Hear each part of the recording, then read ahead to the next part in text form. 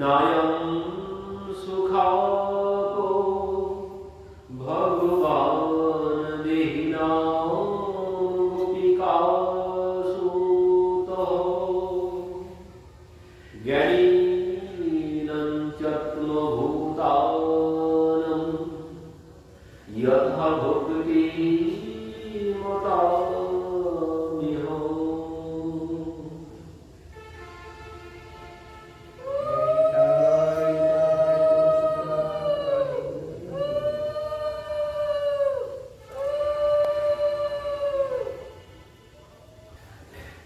ভাগবতে সুখদেবজি বলছেন, নায়ং সুখাপ ভগবান দেহিনাং গোপিকাসুতঃ জ্ঞানীনাং চ আত্মভূতানাং যথা ভক্তিমতামিহ।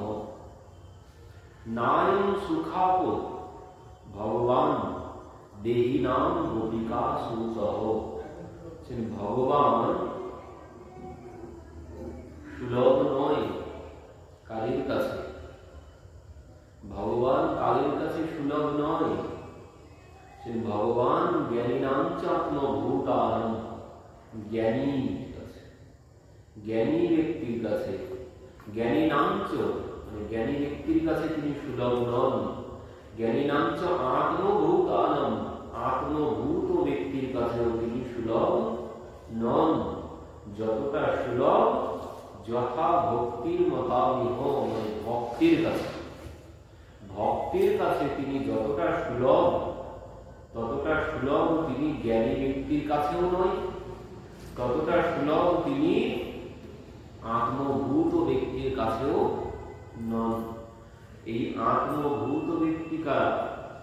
এই আত্মভূত ব্যক্তি হচ্ছে যারা ভগবানের অংশ থেকে যাদের আবির্ভাব হয়েছে,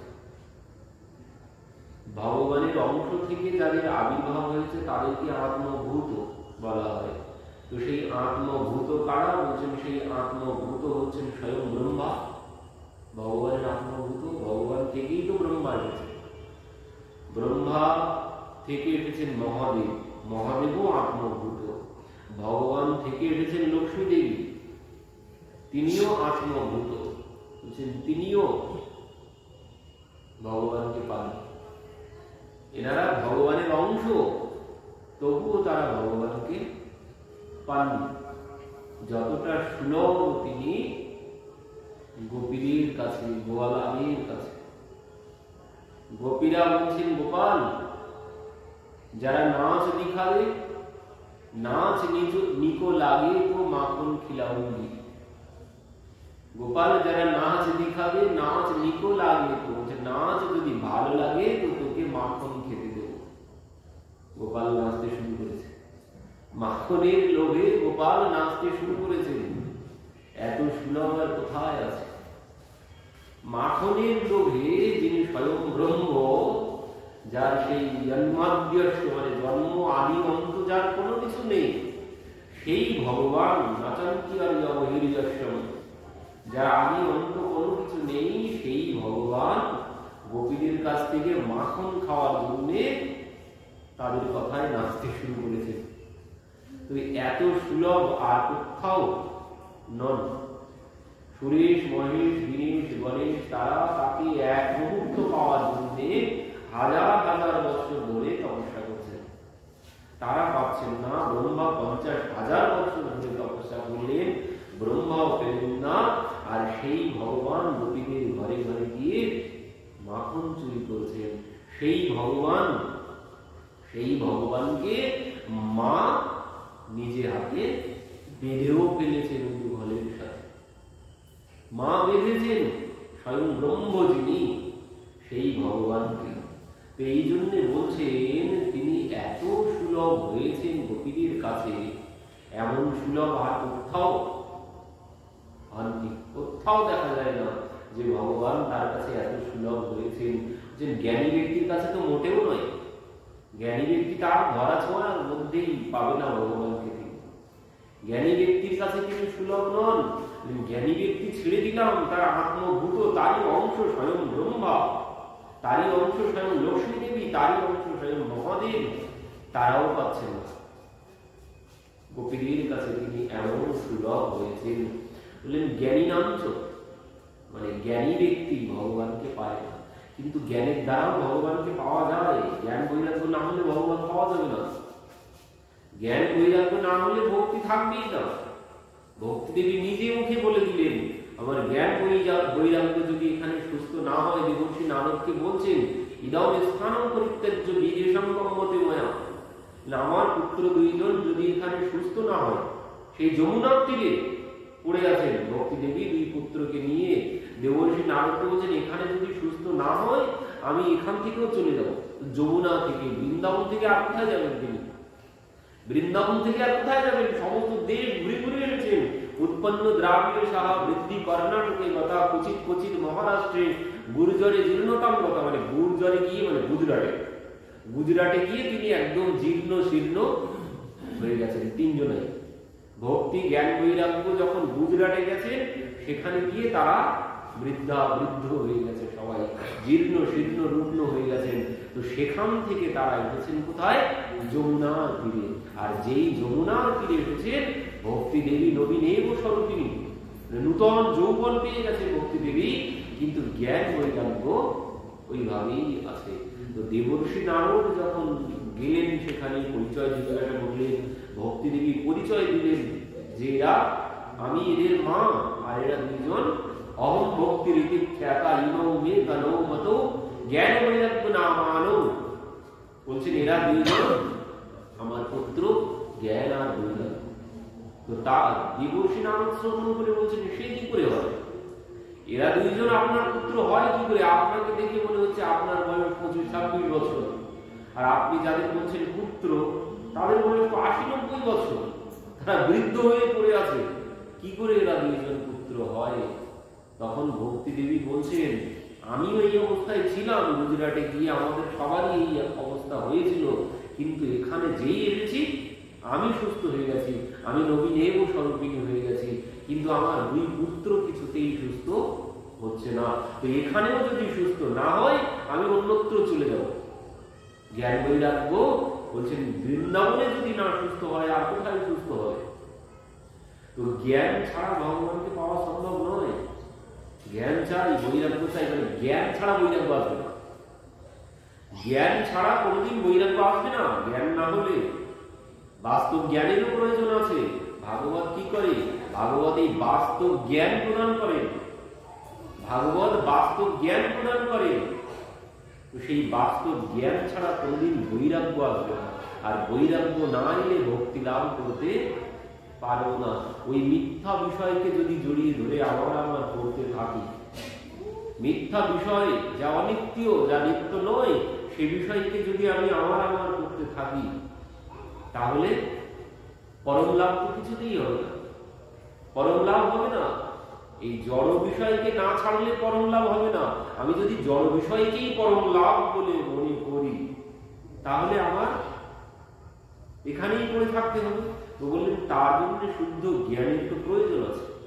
জ্ঞান না হলে আমরা বিবেক আসবে না। বিবেক মানে কি? বিবেক মানে হচ্ছে কোনটি উচিত আর কোনটি উচিত নয়, কোনটি ছেড়ে দিতে হবে আর কোনটি গ্রহণ করতে হবে, সেই জ্ঞানকেই বলে বিবেক। জ্ঞানী ব্যক্তিও অবিবেকের মতো কাজ কর্ম করে ফেলেন, কিন্তু বলছেন জ্ঞান থাকলেই যে বিবেক থাকবে এমন কোনো কথা নেই।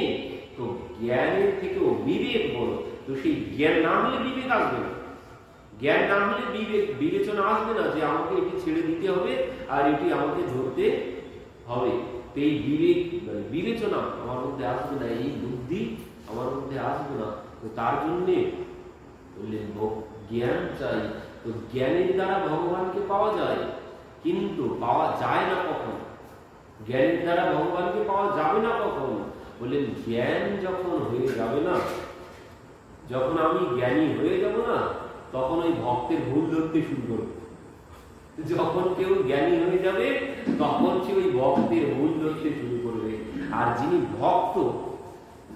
ভক্ত তার কাছে কিন্তু ওই জ্ঞানের ফর্মুলায় তাকে আর ফেলা যাবে না। যিনি ভক্ত হবেন, যিনি প্রেমী ভক্ত হবেন, তাকে কিন্তু ওই জ্ঞানের ফর্মুলায় আর ফেলতে পারবো না আমি। সে করবে প্রেমে আর আমি করবো জ্ঞানে। এবার যেই আমি দেখবো প্রেম, তখন দেখবো তো সব ভুলভাল করছে। রাত 12টার সময় মন্দিরের দ্বার খুলে বাতাস করছে, তো জ্ঞানী ব্যক্তি সহ্যই করতে পারবেন না, এটি সম্পূর্ণ ভুল। রাত 12টার সময় কোনোদিন মন্দির খোলা যায় না, কোনোদিন সম্ভব নয়। জ্ঞানী ব্যক্তি এসে সেই কর্মবাইকে শিক্ষা দিয়ে গেলেন না, এইভাবে অপবিত্র অবস্থায় কেউ রন্ধন করে, সে কোনোদিন সহ্য করতে পারবে না। প্রেম তার কাছে অনুভবই হবে, প্রেম সে অনুভব করতে পারবে না জ্ঞানী ব্যক্তি।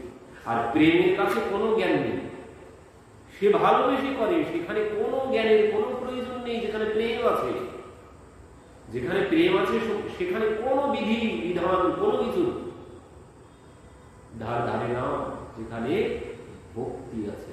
কিন্তু জ্ঞানী ব্যক্তি এই ভক্তি উপলব্ধি করতে পারে। জ্ঞানী ব্যক্তি সর্বক্ষণ ওই ভক্তের মধ্যে ভুল খুঁজে বেড়াবে, আর এই ভুল খুঁজে বেড়াবে মানে কি, তার জ্ঞানের অভিমান হয়েছে, তাই সে ভক্তের ভুল খুঁজে বেড়াবে, আর এই জন্যই সে পাবে না। জ্ঞানের দ্বারা পাওয়া যাবে, অবশ্যম্ভাবী পাওয়া যাবে, কিন্তু ওই যেই একটুখানি জ্ঞান হবে সঙ্গে সঙ্গে লাফালাফি শুরু করতে করবো, চারিদিকে সবার ভুল ধরতে শুরু করবো। এই জন্য জ্ঞানের দ্বারা, এই জ্ঞানের দ্বারা পাওয়া যাবে না। জ্ঞানী হয়েছে জ্ঞানের অভিমান, জ্ঞানের অভিমান সম্পূর্ণরূপে ত্যাগ করতে হবে, তাহলে জ্ঞানের দ্বারা ভগবানকে পাওয়া সম্ভব। কিন্তু জ্ঞানী ব্যক্তি অভিমান শূন্য হওয়া বড়ই কঠিন। জ্ঞানী ব্যক্তি অভিমান শূন্য হতে পারে না কিছুতেই। উদ্ধব উদ্ধব মহান জ্ঞানী, কৃষ্ণাম প্রবর মন্ত্রী, কৃষ্ণস্য দ্বৈত সখা, বলছেন সাক্ষাৎ বৃহস্পতির সাক্ষাৎ শিষ্য উদ্ধব বুদ্ধি সত্যমহ। সেই উদ্ধব যিনি বৃহস্পতির সাক্ষাৎ শিষ্য, জ্ঞানের কত অভিমান, তার জ্ঞানের কত অভিমান, সে ভগবানকেই জ্ঞান দিচ্ছে। উদ্ধব ভগবানকে জ্ঞান দিচ্ছে, তুমি কাঁদছো কেন? তোমার এই কান্না মানায় না, তুমি জগতের ঈশ্বর, জগতের মালিক, আর তার চোখে জল, এ কোনদিন মেনে নেওয়া যায় না। আর ভগবান যখন বোঝালেন, তখন বলছেন এই কথা আমি এক্ষুনি গিয়ে গোপীদের চোখের জল মুছিয়ে আসবো, এক্ষুনি গিয়ে তাদেরকে বাস্তব জ্ঞান দিয়ে আসবো আমি। তারা কেন কাঁদবে? কারণ তুমি কোথায় নেই, তুমি কোথায় নেই, তুমি তো সর্বত্র আছো, ভগবান সর্বত্র আছে। তো উদ্ধব এটি জানেন, তিনি জ্ঞানী ব্যক্তি। তো উদ্ধব বলছে আমি তাদেরকে এই জ্ঞান প্রদান করব, আর এই জ্ঞান প্রদান করলে তারা যখন জেনে যাবে ভগবান এখানেও আছে, তারা যখন জেনে যাবে তখন আর কান্নার কোনো প্রয়োজন থাকবে না। তারা কাঁদছে এখানে নেই, তাই তারা ভেবেছে আমাদেরকে ছেড়ে মথুরায় চলে গেছে, এই জন্য কাঁদছে। উদ্ধব এটাই বলছে। উদ্ধব বলছে আমি যাব, আর গিয়ে তোমার এই যে ব্যাপকতার যে জ্ঞান, তুমি যে সর্বত্র সর্বক্ষণ বিরাজিত আছো, এই জ্ঞান আমি তাদেরকে প্রদান করব। আর তাদেরকে এই জ্ঞান প্রদান করলে তারা আর কাঁদবে না, আর তারা যদি না কাঁদে তুমিও আর কাঁদবে না।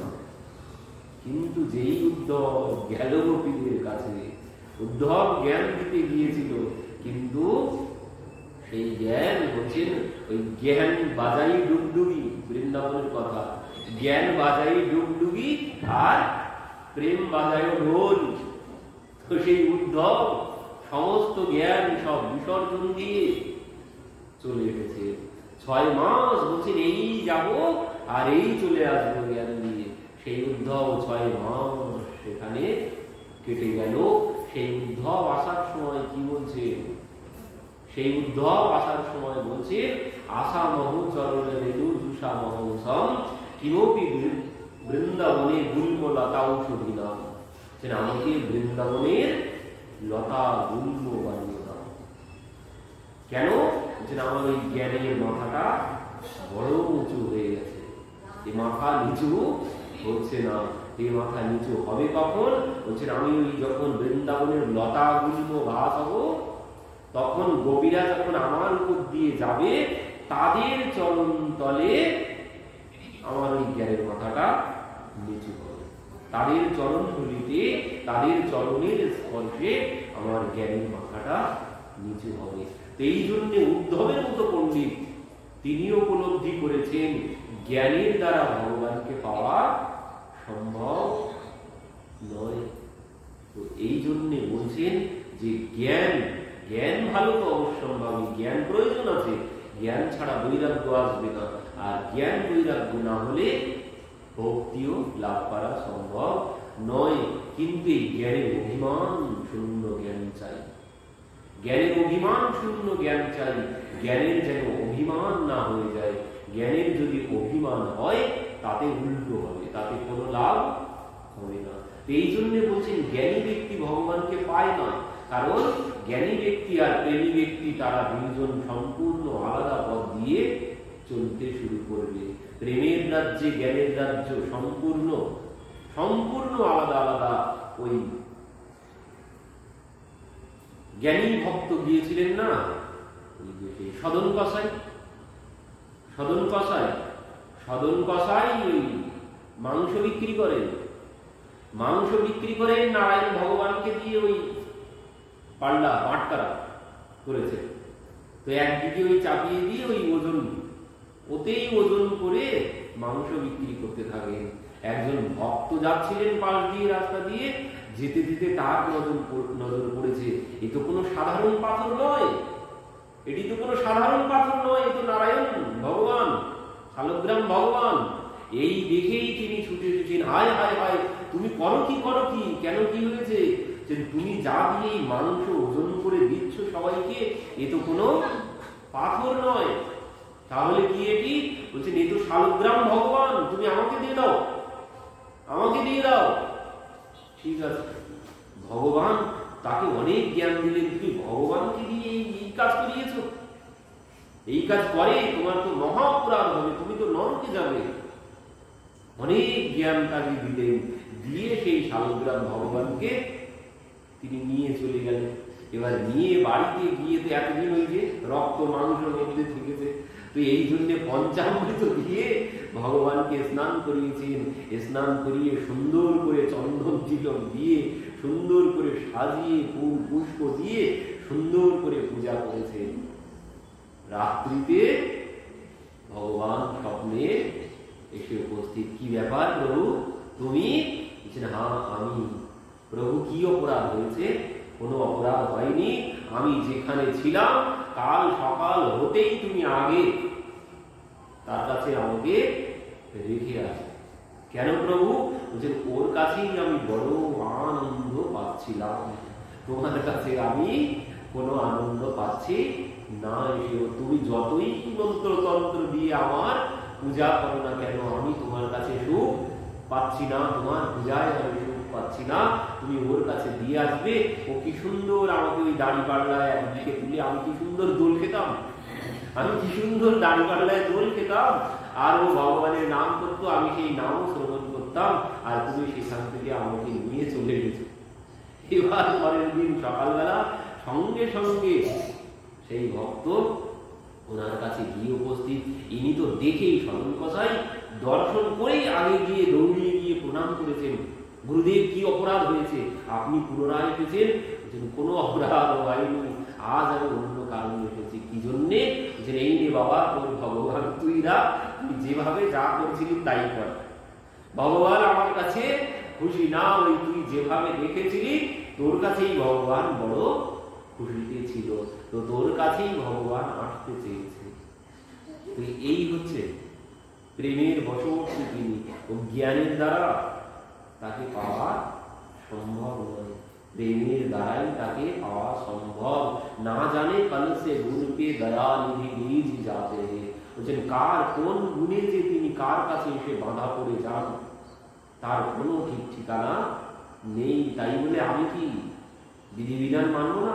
না, আমাকে সম্পূর্ণ বিধিবিধান মানতে হবে, কিন্তু তার করুণা যে কার উপরে হবে কোনো কিছু বলার নেই। তাই বলে আমি বিধিবিধান বাদ দিতে পারি না, কারণ বিধি মার্গই হচ্ছে প্রেম লাভেরই পথ।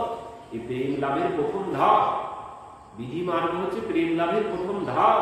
এ ওই সিলেটে লিখে দেওয়ার মতো, মানে সিলেট পেন্সিলে লিখে দিতে হবে, সে ওই দাগ দিতে দিতে দাগ দিতে দিতে উপর দিয়ে দাগ দেবে, দিতে দিতে কিছুদিন পরে একদিন কি হবে, সে নিজে একদিন লিখতে শিখে যাবে, তাকে আর লিখে দিতে হবে না। তো এই যে দাগের উপর দিয়ে দাগ দেওয়া, এটাই হচ্ছে বিধিমার্গ। দাগের উপর দিয়ে দাগ দেওয়াটাই হচ্ছে বিধিমার্গ। তো এই যে নিয়ম কানুন যা কিছু আছে সব কিছু আমাকে সম্পূর্ণরূপে মানতে হবে। কেন? আমি এখন বিধি মার্গের মধ্যেই আছি, আমার মধ্যে সেই প্রেম ভক্তি কোনো কিছু নেই। এই জন্য বিধিমার্গ আমাকে পালন করতে হবে, বিধিমার্গ ত্যাগ করলে চলবে না। এ একদম সম্পূর্ণ যারা উপরে চলে গেছেন, প্রেম ভক্তির রাজ্যে যারা গেছেন, তাদের জন্য তাদের কোনো বিধি বিধানের কোনো প্রয়োজন নেই। সেই কর্মবলের মতো সুরদাসজির মতো, কবির দাসজির মতো, তাদের মতো সেখানে যারা উপস্থিত হতে পেরেছে, তাদের জন্য কোনো বিধি বিধানের প্রয়োজন হবে না। কিন্তু আমার জন্য সম্পূর্ণ বিধি বিধান মেনে আমাকে সব কিছু করতে হবে, না হলে অপরাধ হবে, না হলে অপরাধ হবে। বৃন্দাবনে অনেক মন্দির আছে এই ঠান্ডার দিনে, এই ঠান্ডার দিনে ভোরবেলা মন্দির খোলা হয় না, 8টার পরে গিয়ে ভগবানকে জানানো হয়। কেন? তারা প্রেমে ভগবানকে সেবা করে। কিন্তু আমি বিধি মার্গে সেবা করি, তাই আমাকে 5টার সময় মন্দির খুলতে হচ্ছে। কিন্তু যেখানে প্রেম আছে সেখানে 5টার সময় মন্দির খোলা হয় না। প্রেম চাই, তো আমার তো সেই প্রেম নেই। আমি এখন ওই লেখার উপর দিয়ে লিখে যেতে হবে, লিখতে লিখতে একদিন আমি ওই প্রেম যেদিন লাভ করতে পারবো, সেদিন আর আমার কোনো বিধি বিধান প্রয়োজন নেই। তো সে যে এই জন্মে হবে, কোন জন্মে হবে তার কোনো ঠিক ঠিকানা নেই। তো এখানে বলছে যে জ্ঞানী নাম চাত্মভূতানাম যথা ভক্তি মতামিহ, জ্ঞানী ব্যক্তির কাছে তিনি সুলভ নন, তিনি আত্মভূত ব্যক্তির কাছেও তিনি সুলভ নন। যতটা সুলভ হয়েছেন তিনি গোপীদের কাছে, ব্রজ গোপীদের কাছে তিনি এত সুলভ হয়েছেন, বললেন তার আত্মভূত স্বয়ং লক্ষ্মী দেবীও তাকে লাভ করতে পারলেন না। কঠোর তপস্যা করে আজও তিনি তপস্যা করছেন, তাও তিনি লাভ করতে পারলেন না। এই জন্যেই ভাগবতেই বলছেন নায়ম শ্রিয়ঙ্গ উনিতাম তরন্তি প্রসাদঃ সরজোষিতম নলিনী গন্ধ রুচম তুতন্নয়ঃ রাসোৎসবেয়স্য ভুজদণ্ড গৃহীত কণ্ঠ লব্ধা শীর্ষম যৌগগাত ব্রজ সুন্দরীনাম। ব্রজ গোপীরা তাদের যে লাভ হয়েছে, নায়ম শ্রীঅঙ্গ নিতাম তরন্তে প্রসাদঃ, মানে তার শ্রীঅঙ্গের পাশে যিনি বসে আছেন লক্ষ্মী দেবী, তারও এই সৌভাগ্য হলো না। দেবাঙ্গনাদেরও এই সৌভাগ্য লাভ হলো না। যে সৌভাগ্য লাভ হলো, কোন সৌভাগ্য? বললেন রাস ও উৎসবে অশ্ব ভুজদণ্ড গৃহীত কণ্ঠ, ভগবান গোপীদের কণ্ঠ আলিঙ্গন করছেন। এই সৌভাগ্য স্বয়ং লক্ষ্মী দেবীরও হয়নি, দেবাঙ্গনাগণ তাদেরও হয়নি, যে সৌভাগ্য ব্রজ গোপীদের হয়েছে। তো এই জন্যে কবিরাজ গোস্বামী বলছেন অতএব গোপী ভাব পরিমঙ্গিকার রাত্রি দিনে চিন্তে রাধা কৃষ্ণের বিহার।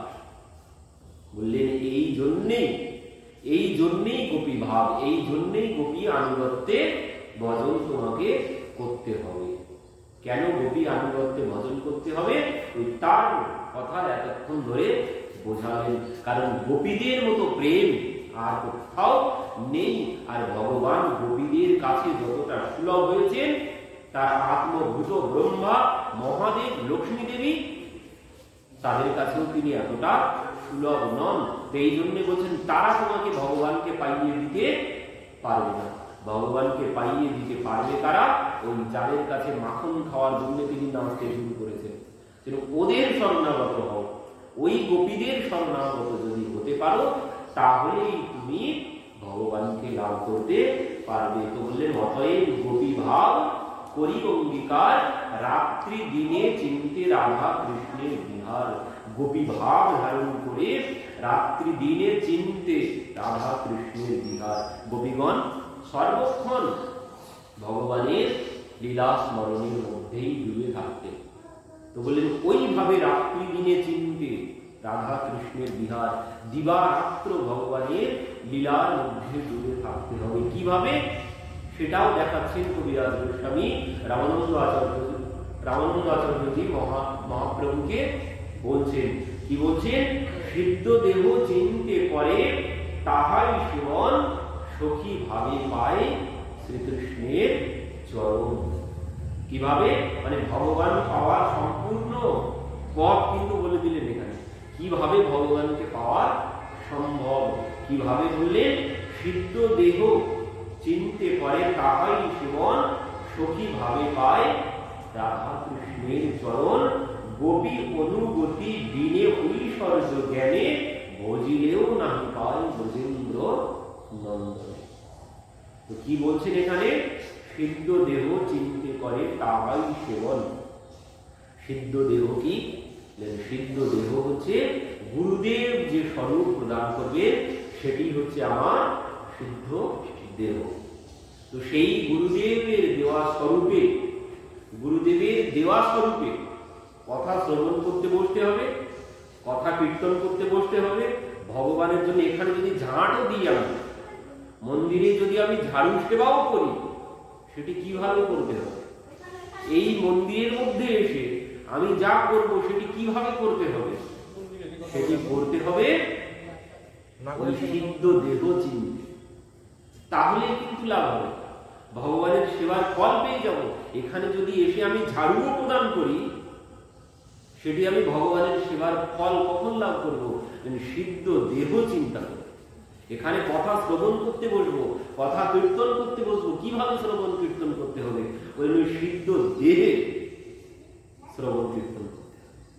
গুরুদেব যে স্বরূপ প্রদান করেছে ওই স্বরূপে, ওই স্বরূপে কথা শ্রবণ কীর্তন করতে হবে, ওই স্বরূপে লীলা স্মরণ করতে হবে। অষ্টপ্রহর, অষ্টপ্রহর যে অষ্টকালীন লীলা এখানে পরিষ্কার করে দিয়ে বলেছে যে অনুরাগ মার্গের ভজন কি, অনুরাগ মার্গের ভজন কি, অনুরাগ মার্গের ভজন হচ্ছে রাধা কৃষ্ণের বিহার, শ্রীকৃষ্ণের অষ্টকালীন লীলা, দিন ও রাত্রির মধ্যে যে সময়ে শ্রী রাধা কৃষ্ণ যে লীলা করেন, সেই সময়ে সাধক সেই লীলা ভাবনা করিবেন এবং নিজের সিদ্ধ দেহ চিন্তা করিয়া সেই লীলার স্থলে রাধা কৃষ্ণের সেবা করবে।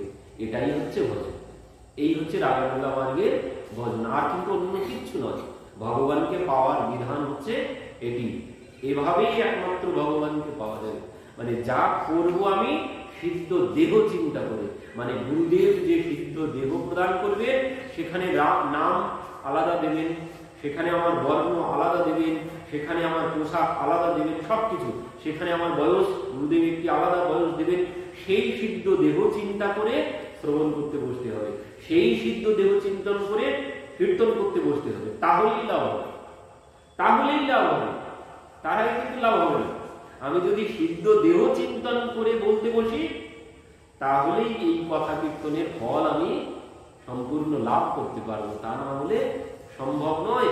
এই মন্দিরে এসে যদি একটু ঝাড়ুও আমি প্রদান করি, কিভাবে করতে হবে, ওই সিদ্ধ দেহ চিন্তন করে ঝাড়ু প্রদান করতে হবে, তাহলেই আমি সেই সেবার ফল লাভ করে যাব।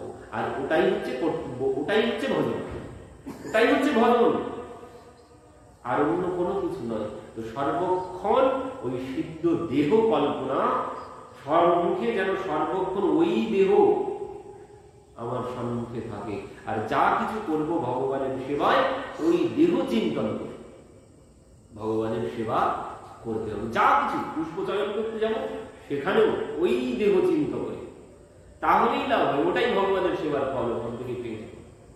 যা কিছু করবো আমি সব কিছু ওই সিদ্ধ দেহ চিন্তন করতে হবে, তাহলেই পরম লাভ সম্ভব। তাহলেই বলছেন একদিন কি হবে, বলছেন ওই চিন্তন করতে করতে তুমি সরাসরি ওই সেবায় নিযুক্ত হয়ে যাবে, সরাসরি নিযুক্ত হয়ে যাবে। যে পরবর্তীতে আছে যে মহাপ্রভু প্রশ্ন করেছেন, মহাপ্রভুর প্রশ্নের উত্তরে অনেক কিছু বলেছেন যে মুক্তি মধ্যে, মুক্ত মধ্যে কোন জীব মুক্ত করি মানি, কৃষ্ণ প্রেম যার সেই মুক্ত শিরোমণি। মুক্তকে পঞ্চপ্রকারের যে মুক্তি, ওই লাভ করে কোনো মুক্ত হওয়া সম্ভব নয়। ভগবান বলছেন দিয়ে মানব নগরী বিনা মত সেবনম জানা, যে আমার ভক্তকে যদি আমি নিজে দিই, পাঁচ প্রকারের মুক্তি যদি আমি তাকে প্রদান করি, দিলেও সে গ্রহণ করে না, সে দিলেও গ্রহণ করবে না। সে কি করবে? আমার সেবা, সে শুধু সেবা করতে চাইবে, তার কাছে ওই সেবাই একমাত্র চাওয়া, এর মতো সুখ আর কোথাও নেই। এই জন্যে বলছেন যে ওই মুক্তি লাভ করেও কোনো লাভ হবে না, মুক্ত হয়ে কোনো লাভ হবে না, মুক্ত হয়ে কিছুই হবে না। ওই মুক্ত মানে ভগবানের সাথে মিশে গেলাম, আমি যেখান থেকে এসেছি সেখানে গিয়ে মিশে গেলাম, আমার কোনো সত্তা আর থাকলো না, ওতে কোনো লাভ হবে না। যে লাভ তো তখনই হবে যখন আমি ভগবানের সেবা সুখ পেয়ে যাব। আর সেই সেবা সুখে কি হবে? এই যে রাগানুগা মার্গের ভজন বলেছেন, এর লাভ কি হবে? তিনি এর লাভ এইভাবে যদি আমি ভজন করতে পারি, এইভাবে ভজন করতে পারলে একদিন আমি এই শরীরেই আমি ভগবানের সেবায় নিযুক্ত হয়ে যেতে পারবো, আমার সত্তা বেঁচে থাকবে, আমি সর্বক্ষণ ভগবানের সেবা করতে পারবো। আর এই সেবার থেকে আর অন্য কোনো কিছু পাওয়ার বস্তু বিষয়ে কোনো কিছু শ্রেষ্ঠ আর কোনো কিছু নেই। একমাত্র সুখ হচ্ছে ভগবানের সেবাতে। আর সেই সেবা এই দেহে, এই স্বরূপেই তো বলেন, ওইভাবে তিনি রাগানুগা মার্গে ভজন করবেন, তিনি এই দেহই নিয়ে চলে যাবেন নিত্য লীলায়, সেখানে গিয়ে তিনি ভগবানের সেবার সুখ লাভ করবেন। এই জন্য বললেন রাগানুগা মার্গে তারে ভজে যেই জন, সেই জন পায় ব্রজের ব্রজেন্দ্র নন্দন। এই হচ্ছে রাগানুগা মার্গের ভজন, অন্য আর কোনো কিছু নয়। কিন্তু ভজন হলো সিদ্ধ দেহ চিনতে অষ্টকালীন লীলা, ভগবান যে সময়ে যে যে লীলা করেছে সেই সেই লীলা চিন্তনের মধ্যে ডুবে থাকতে হবে। মানে যে সময়ে যে লীলা, যে সময়ে ভগবান যে লীলা করছে সেই সময়ে সেই লীলার মধ্যে ডুবে থাকতে হবে। এই হচ্ছে ভজন, এই হচ্ছে রাগানুগা মার্গের ভজন। আর এইভাবে যদি আমি চিন্তনের মধ্যে ডুবে থাকতে পারি, তাহলেই আমি সেবার সুযোগ পেয়ে যাব। তো এখানে মহাপ্রভুকে যখন এই কথা শ্রবণ করিয়েছেন রামানন্দ আচার্যজি, মহাপ্রভু গিয়ে গলা জড়িয়ে ধরেছে, মহাপ্রভু গিয়ে রামানন্দ আচার্যজির গলা জড়িয়ে ধরেছেন, বলছেন এত শুনি প্রভু তারে কইল আলিঙ্গন, দুইজনে গলা বলি করেন ক্রন্দন। এই রাগানুগা মার্গের ভজনের কথা শ্রবণ করে দুইজন এবার কাঁদতে শুরু করেছেন, দুইজনের গলা জড়িয়ে ধরে। পরবর্তীতে